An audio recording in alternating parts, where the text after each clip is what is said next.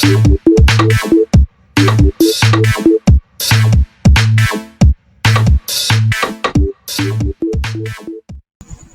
दोस्तों, एक बार फिर स्वागत है आपका दैनिक पाठशाला के YouTube चैनल पर। देखिए, हमने जो राजस्थान जीके की सीरीज शुरू की थी उसी सीरीज का यह हमारा अगला पार्ट है। दोस्तों, इससे पहले हमने राजस्थान ज्योग्राफी कंप्लीट कर ली थी और उसके बाद हमने जो राजस्थान की हिस्ट्री की शुरुआत की थी, जिसके भी 2 पार्ट हम लोग पहले कवर कर चुके हैं और यह हमारे राजस्थान के हिस्ट्री का तीसरा पार्ट है।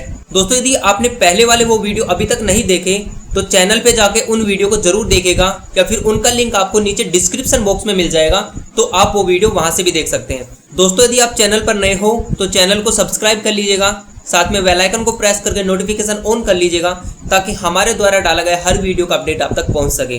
तो चलिए आज के वीडियो की शुरुआत करते हैं।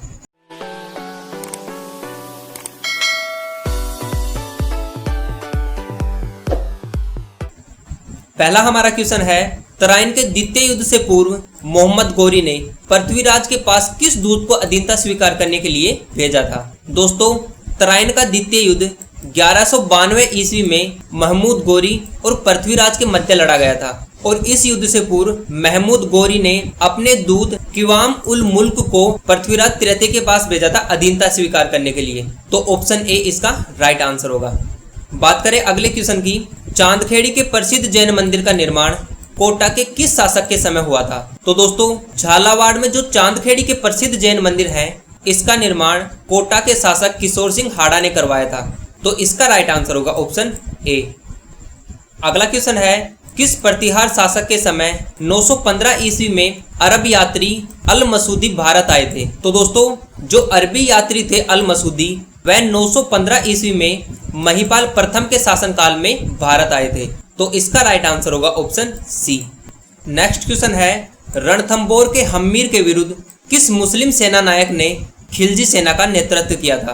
तो दोस्तों, अलाउद्दीन खिलजी ने 1299 ईस्वी में जब हम्मीर देव पर आक्रमण किया था तो उस समय उसके सेनापति उलुग खां थे और जब अलाउद्दीन खिलजी ने हम्मीर देव पर 1301 में आक्रमण किया था तो उनके सेनापति नुसरत खां थे। तो हम्मीर देव के विरुद्ध उलुग खां और नुसरत खां दोनों ने खिलजी सेना का नेतृत्व किया था। तो इसका राइट आंसर होगा ऑप्शन सी।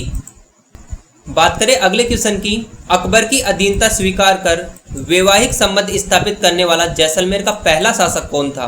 तो जो रावल हर्राज थे वह जैसलमेर के पहले शासक थे जिन्होंने अकबर की अधीनता स्वीकार की थी और उनके साथ वैवाहिक संबंध भी स्थापित किए थे। तो ऑप्शन बी इसका राइट आंसर होगा। नेक्स्ट क्वेश्चन है, रावल जवाहर सिंह भाटी के समय किस क्रांतिकारी को जेल में जिंदा जला दिया गया था? तो दोस्तों, जैसलमेर के शासक जवाहर सिंह भाटी के समय क्रांतिकारी सागरमल गोपा को जेल में जिंदा जला दिया गया था। तो इसका राइट आंसर होगा ऑप्शन बी। दोस्तों, सागरमल गोपा ने एक पुस्तक लिखी थी जिसका नाम था गुंडाराज जैसलमेर।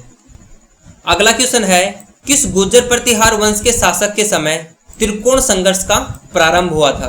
तो दोस्तों, जो त्रिकोण संघर्ष लड़ा गया था यह राजस्थान के वत्सराज, पश्चिम बंगाल के धर्मपाल और महाराष्ट्र के ध्रुव प्रथम के मध्य हुआ था। तो इस प्रकार त्रिकोण संघर्ष में गुर्जर प्रतिहार वंश के वत्सराज ने भाग लिया था। तो ऑप्शन बी इसका राइट आंसर होगा। याद रखेगा दोस्तों, जो वत्सराज थे वह गुर्जर प्रतिहार के पहले शासक थे जिन्होंने कन्नौज पर अधिकार किया था। बात करें अगले क्वेश्चन की, निम्न में से कौन सी 2 रियासतें जो मराठा आक्रमण से बची रही? तो दोस्तों, राजस्थान की जो जैसलमेर और बीकानेर रियासतें थी उन पर मराठाओं ने आक्रमण नहीं किया था। बाकी राजस्थान की जितनी भी रियासतें थी उन सभी पर मराठाओं ने आक्रमण किया था और लूटपाट की थी। तो इसका राइट आंसर होगा ऑप्शन बी। अगला क्वेश्चन है, किस चौहान शासक ने दिल्ली में शिवलिंग स्तंभ शिलालेख खुदवाया था? तो दोस्तों, चौहान शासक विग्रहराज चतुर्थ ने दिल्ली में शिवलिंग स्तंभ शिलालेख की स्थापना की थी। तो इसका राइट आंसर होगा ऑप्शन डी। याद रखेगा दोस्तों, जो विग्रहराज चतुर्थ थे इन्हीं के काल को चौहानों का स्वर्ण काल भी कहा जाता है। बात करें अगले क्वेश्चन की, किस चौहान शासक ने चालुक्य शासक मूलराज प्रथम को पराजित किया था? दोस्तों, मूलराज प्रथम और विग्रहराज द्वितीय के मध्य 995 ईस्वी में निर्णायक युद्ध लड़ा गया था जिसमें मूलराज प्रथम की मृत्यु हो गई थी। तो इसका राइट आंसर होगा ऑप्शन डी। दोस्तों, विग्रहराज द्वितीय से आपको एक और इम्पोर्टेंट क्वेश्चन याद रखना है कि विग्रहराज द्वितीय ने चौहानों की सामंतिक प्रथा को समाप्त करके स्वतंत्र चौहान वंश की स्थापना की थी। अगला क्वेश्चन है, मुगलों के विरुद्ध हुए प्रथम जाट विद्रोह का नेता कौन था? तो दोस्तों, मुगलों के विरुद्ध प्रथम जाट विद्रोह 1669 ईस्वी में हुआ था और इस जाट विद्रोह का नेतृत्व गोकुल ने किया था। तो ऑप्शन बी इसका राइट आंसर होगा। अगला क्वेश्चन है, निम्न में से किसे चौहान शिलालेखों में मतंगा कहा गया? तो दोस्तों, जो विग्रहराज द्वितीय थे इसे मतंगा के नाम से भी जाना जाता है। तो इसका राइट आंसर होगा ऑप्शन सी। नेक्स्ट क्वेश्चन है, आनासागर झील के किनारे किस मुगल शासक ने 5 बारहदरियों का निर्माण करवाया था? तो आनासागर झील के किनारे 1637 ईस्वी में शाहजहां ने संगमरमर की 5 बारहदरियों का निर्माण करवाया था। तो इसका राइट आंसर होगा ऑप्शन ए। अच्छा, यदि आपसे ये पूछ लिया जाए कि आनासागर झील का निर्माण किसने करवाया था, तो याद रखिएगा दोस्तों, जो अर्णोराज थे इन्होंने अजमेर में आनासागर झील का निर्माण करवाया था। नेक्स्ट क्वेश्चन है, प्रतिहार शासक नागभट्ट द्वितीय ने अपनी राजधानी कहाँ स्थापित की थी? दोस्तों, नागभट्ट द्वितीय ने कन्नौज के राजा चक्रायुध को पराजित करके कन्नौज पर अधिकार किया था और कन्नौज को अपनी राजधानी भी बनाया था। तो प्रतिहार शासक नागभट्ट द्वितीय ने अपनी राजधानी कन्नौज स्थापित की थी। तो इसका राइट आंसर होगा ऑप्शन डी। नेक्स्ट क्वेश्चन है, मेवाड़ के किस शासक ने मराठों को वार्षिक चौथ देना स्वीकार करा था? तो दोस्तों, मेवाड़ के जो जगत सिंह द्वितीय थे इन्होंने मराठों को वार्षिक चौथ या वार्षिक चंदा देना स्वीकार किया था। तो इसका राइट आंसर होगा ऑप्शन बी। अगला क्वेश्चन है, 1308 ईस्वी में अलाउद्दीन के सिवाना दुर्ग के आक्रमण के समय सिवाना का दुर्गापति कौन था? तो दोस्तों, 1308 ईस्वी में जब अलाउद्दीन खिलजी ने सिवाना पर आक्रमण किया था तो सिवाना के महाराजा सातलदेव थे। तो इसका राइट आंसर होगा ऑप्शन सी। नेक्स्ट क्वेश्चन है, जैसलमेर का अर्धशाका किस शासक के समय में हुआ था? दोस्तों, 1550 ईस्वी में कंधार के अमीर अली ने लूणकरण की विश्वासघात से हत्या की थी, परंतु जैसलमेर की रानियों ने जोहर नहीं किया और इस प्रकार यह जैसलमेर का अर्धशाका कहलाया था। तो जैसलमेर का जो अर्धशाका हुआ था वह लूणकरण के शासनकाल में हुआ था। तो ऑप्शन बी इसका राइट आंसर होगा। अगला क्वेश्चन है, राजस्थान के इतिहास का प्रथम जोहर कब हुआ था? तो दोस्तों, राजस्थान के इतिहास का प्रथम जोहर 1301 ईस्वी में रणथंभौर दुर्ग में हुआ था, जिसमें हमीरदेव केसरिया हुए थे और उसकी रानी रंगदेवी ने जोहर किया था। तो इसका राइट आंसर होगा ऑप्शन डी।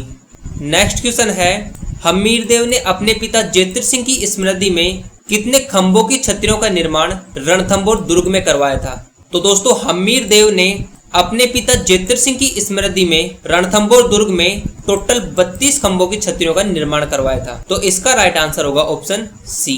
याद रखिएगा दोस्तों, जो 32 खंभों की छतरी है जेत्र सिंह की, इसे न्याय की छतरी भी कहा जाता है। अगला हमारा क्वेश्चन है, अजमेर के चौहान वंश का अंतिम शासक कौन था? तो दोस्तों, अजमेर में जो चौहान वंश था इसके अंतिम शासक पृथ्वीराज तृतीय थे और पृथ्वीराज तृतीय को मोहम्मद गौरी ने तराइन के द्वितीय युद्ध में पराजित किया था और अजमेर का कार्यभार गोविंद राज को सौंप दिया था। तो इस प्रकार अजमेर का अंतिम चौहान शासक पृथ्वीराज तृतीय थे। नेक्स्ट क्वेश्चन है, इतिहासकारों ने किस कछवा राजवंश को चाणक्य की संज्ञा दी? तो दोस्तों, जो सवाई जयसिंह थे इनको इतिहासकारों ने चाणक्य की संज्ञा दी है। तो इसका राइट आंसर होगा ऑप्शन सी। अगला क्वेश्चन है, ललित विग्रहराज नाटक के रचयिता सोमदेव किस चौहान शासक के दरबारी कवि थे? तो दोस्तों, जो सोमदेव थे जिन्होंने ललित विग्रहराज नाटक की रचना की थी, यह विग्रहराज चतुर्थ के दरबारी कवि थे। तो इसका राइट आंसर होगा ऑप्शन डी। अगला क्वेश्चन है, औरंगजेब ने धर्मत के विजय के उपरांत धर्मत का नाम बदलकर क्या रख दिया था? तो याद रखिएगा दोस्तों, अप्रैल 1658 ईस्वी में दारा सिकोह और औरंगजेब के मध्य जो धर्मत का युद्ध लड़ा गया था, इस युद्ध के उपरांत औरंगजेब ने इसका नाम बदलकर फतेहाबाद रख दिया था। तो इसका राइट आंसर होगा ऑप्शन बी। अगला क्वेश्चन है, नाहरगढ़ दुर्ग में 9 पासवानों के नाम से एक ही आकार प्रकार के 9 सुंदर महल बनवाने वाले कछवा शासक कौन थे? तो दोस्तों, जयपुर के जो सवाई माधव सिंह द्वितीय थे इन्होंने नाहरगढ़ दुर्ग में अपनी 9 पासवानों के लिए एक ही आकार प्रकार के 9 महलों का निर्माण करवाया था। तो इसका राइट आंसर होगा ऑप्शन डी। नेक्स्ट क्वेश्चन है, बिसलदेव का वह दरबारी कवि कौन था जिसने विग्रहराज नाटक की रचना की थी? तो दोस्तों बिसलदेव के दरबार में कवि सोमदेव रहते थे और इन्होंने विग्रहराज नाटक की रचना भी की थी। ठीक है, तो इसका राइट आंसर होगा ऑप्शन ए। अगला क्वेश्चन है, मानपुर का युद्ध 3 मार्च 1748 ईस्वी को किन के मध्य लड़ा गया था? तो दोस्तों 3 मार्च 1748 ईस्वी को जो मानपुर का युद्ध लड़ा गया था यह ईश्वर सिंह और अहमद शाह अब्दाली के मध्य लड़ा गया था। तो इसका राइट आंसर होगा ऑप्शन ए। बात करें अगले क्वेश्चन की, मुगल सेना के मुख्य सेनापति के रूप में मानसिंह का प्रथम अभियान कौन सा था? तो याद रखिएगा दोस्तों, जून 1576 ईस्वी में लड़ा गया हल्दी घाटी का युद्ध मानसिंह के जीवन का प्रथम स्वतंत्र अभियान था। तो इसका राइट आंसर होगा ऑप्शन डी। नेक्स्ट क्वेश्चन है, चौहान राज्य के प्रारंभिक केंद्र शाकंभरी की राजधानी क्या थी? तो दोस्तों चौहान राजवंश का जो प्रारंभिक केंद्र था शाकंभरी, उसकी राजधानी अही छत्रपुर थी। तो ऑप्शन सी इसका राइट आंसर होगा। याद रखेगा दोस्तों, 521 ईस्वी में वासुदेव चौहान ने शाकंभरी में चौहान वंश की स्थापना की थी। नेक्स्ट क्वेश्चन है, हवा महल का निर्माण कब व किसने करवाया? तो दोस्तों जयपुर में स्थित हवा महल का निर्माण 1799 ईस्वी में सवाई प्रताप सिंह द्वारा करवाया गया था। तो ऑप्शन डी इसका राइट आंसर होगा। बात करें अगले क्वेश्चन की, हल्दी घाटी का युद्ध किस नदी के तट पर लड़ा गया था? तो दोस्तों 18 जून 1576 ईस्वी को जो हल्दी घाटी का युद्ध लड़ा गया था यह बनास नदी के किनारे लड़ा गया था। तो इसका राइट आंसर होगा ऑप्शन बी। नेक्स्ट क्वेश्चन है, राजस्थान का भीष्म पितामह किसे कहा जाता है? तो दोस्तों जो मारवाड़ के शासक राव चुंडा थे इनको राजस्थान का भीष्म पितामह भी कहा जाता है। दोस्तों हंसाबाई का विवाह राणा लाखा से किए जाने पर चुंडा ने जीवन भर विवाह न करने की कसम खाई थी, इस कारण इसे राजस्थान का भीष्म पितामह कहा जाता है। अगला क्वेश्चन है, किस किले को जीतने के क्रम में अकबर को जयमल एवं फत्ता के प्रबल विरोध का सामना करना पड़ा था? तो दोस्तों 1567-68 ईस्वी में अकबर ने जब चित्तौड़गढ़ दुर्ग पर आक्रमण किया था तो उस समय उदय सिंह के सेनापति जयमल एवं फत्ता थे जिन्होंने अकबर के साथ युद्ध लड़ा था। तो ऑप्शन डी इसका राइट आंसर होगा। बात करें अगले क्वेश्चन की, कर्नल जेम्स टोड ने निम्न में से किस युद्ध को मेवाड़ के इतिहास का मैराथन कहा है? तो दोस्तों 1582 ईस्वी में महाराणा प्रताप और सुल्तान खां के मध्य जो दिवेर का युद्ध लड़ा गया था इसी युद्ध को कर्नल जेम्स टोड ने मेवाड़ का मैराथन कहा था। तो इसका राइट आंसर होगा ऑप्शन सी। अगला क्वेश्चन है, मेवाड़ के कौन से शासक को हिंदुआ सूरज के नाम से भी जाना जाता है? तो दोस्तों मेवाड़ के शासक महाराणा प्रताप को हिंदुआ सूरज के नाम से भी जाना जाता है। तो इसका राइट आंसर होगा ऑप्शन डी।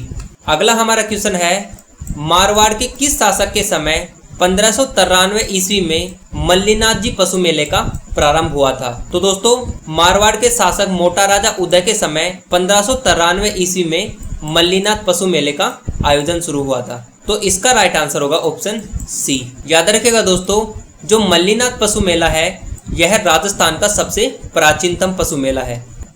नेक्स्ट हमारा क्वेश्चन है, मालदेव की रानी उमा दे जिसे इतिहास में रूठी रानी भी कहा जाता है वह कहाँ की राजकुमारी थी? तो दोस्तों मालदेव की जो रानी थी उमा दे जिसे इतिहास में रूठी रानी के नाम से भी जाना जाता है यह जैसलमेर के शासक राव लूणकरण की पुत्री थी। तो इसका राइट आंसर होगा ऑप्शन ए। अगला क्वेश्चन है, कृष्णा कुमारी विवाद में जयपुर के जगत सिंह ने जोधपुर के मानसिंह को कौन से युद्ध में पराजित किया था? तो दोस्तों कृष्णा कुमारी विवाद से संबंधित 1807 ईस्वी में गिंगोली का युद्ध लड़ा गया था और यह युद्ध जयपुर के जगत सिंह और जोधपुर के मानसिंह के मध्य लड़ा गया था। तो इसका राइट आंसर होगा ऑप्शन ए। अगला क्वेश्चन है, पहली बार स्वतंत्र जाट राज्य की स्थापना का श्रेय किसे दिया जाता है? तो दोस्तों पहली बार स्वतंत्र जाट साम्राज्य की स्थापना चूड़ामन द्वारा की गई थी। तो ऑप्शन डी इसका राइट आंसर होगा। बात करें अगले क्वेश्चन की, बीकानेर के किस शासक ने बाबर के पुत्र व लाहौर के शासक कामरान को युद्ध में पराजित किया था? दोस्तों 1634 ईस्वी में लाहौर के शासक कामरान और बीकानेर के शासक राव जेतसी के मध्य बीकानेर का युद्ध लड़ा गया था जिसमें राव जेतसी विजयी रहे थे। तो इसका राइट आंसर होगा ऑप्शन बी। अगला क्वेश्चन है, राव जोधा ने चामुंडा माता व राठौड़ों की कुल देवी नागणेच्य माता के मंदिर का निर्माण कहाँ करवाया था? तो दोस्तों जो राव जोधा थे इन्होंने चामुंडा माता और राठौड़ों की कुल देवी कहे जाने वाली नागणेच्य माता के मंदिर का निर्माण मेहरानगढ़ में करवाया था। तो इसका राइट आंसर होगा ऑप्शन बी। अगला क्वेश्चन है, बीकानेर के कौन से शासक ने 1836 ईस्वी में राजपूत राजाओं को कन्यावध न करने की शपथ दिलवाई थी? तो याद रखिएगा, जो बीकानेर के शासक थे रतन सिंह, इन्होंने 1836 ईस्वी में राजपूत राजाओं को कन्यावध न करने की शपथ दिलवाई थी। तो इसका राइट आंसर होगा ऑप्शन ए। अगला क्वेश्चन है, राजस्थान का पहला शासक कौन था जिसने स्वयं को दिल्ली के शासकों के समक्ष घोषित किया था? तो दोस्तों, राणा कुंभा राजस्थान के पहले ऐसे शासक थे जिसने स्वयं को दिल्ली के शासकों के समक्ष घोषित किया था। तो इसका राइट आंसर होगा ऑप्शन सी। बात करें अगले क्वेश्चन की, औरंगजेब के कौन से अभियान में करण सिंह के योगदान से प्रसन्न होकर राजपूत शासकों ने उन्हें जालंधर बादशाह की उपाधि प्रदान की थी? तो दोस्तों, करण सिंह द्वारा सिंध अभियान के तहत राजपूत शासकों ने इन्हें जालंधर बादशाह की उपाधि से नवाजा था। तो इसका राइट आंसर होगा ऑप्शन सी। अगला क्वेश्चन है, तराइन के प्रथम व द्वितीय युद्ध जो कि 1191 और 1192 में हुआ था, इस युद्ध में पृथ्वीराज चौहान का सेनापति कौन था? तो दोस्तों, तराइन का प्रथम युद्ध जो कि 1191 ईस्वी में हुआ था और तराइन का द्वितीय युद्ध जो कि 1192 ईस्वी में हुआ था, इन दोनों युद्ध में पृथ्वीराज चौहान का सेनापति खांडे राव थे। तो ऑप्शन डी इसका राइट आंसर होगा। बात करें अगले क्वेश्चन की, 23 दिसंबर 1621 ईस्वी में मात्र 11 वर्ष की आयु में कौन आमेर का शासक बना था? तो दोस्तों, 23 दिसंबर 1621 ईस्वी में जो मिर्जा राजा जयसिंह थे, वह मात्र 11 वर्ष की आयु में आमेर के शासक बने थे। तो इसका राइट आंसर होगा ऑप्शन सी। अगला हमारा क्वेश्चन है, वर्तमान में एशिया की सबसे बड़ी तोप जय बाण कहाँ स्थित है? तो दोस्तों, एशिया की सबसे बड़ी तोप जय बाण जयपुर के जयगढ़ दुर्ग में स्थित है। तो इसका राइट आंसर होगा ऑप्शन सी। नेक्स्ट क्वेश्चन है, राणा हम्बीर ने सिंगोली के युद्ध में दिल्ली के कौन से शासक को पराजित किया था? तो दोस्तों, जो सिंगोली का युद्ध लड़ा गया था, यह राणा हम्बीर और फिरोज तुगलक के मध्य लड़ा गया था। तो इसका जो राइट आंसर होगा वो होगा ऑप्शन बी। अगला क्वेश्चन है, मोक्कल ने 1428 ईस्वी में नागौर के फिरोज खां को कौन से युद्ध में पराजित किया था? तो दोस्तों, 1428 ईस्वी में महाराणा मोक्कल और नागौर के फिरोज खां के मध्य रामपुर का युद्ध लड़ा गया था, जिसमें महाराणा मोक्कल विजयी रहे थे। तो इसका राइट आंसर होगा ऑप्शन सी। अगला क्वेश्चन है, जालोर शाखा के किस प्रतिहार शासक को रणहस्तीन कहा गया? तो दोस्तों, गुर्जर प्रतिहार के जो वत्सराज थे, इन्हें रणहस्तीन के नाम से भी जाना जाता है। तो ऑप्शन बी इसका राइट आंसर होगा।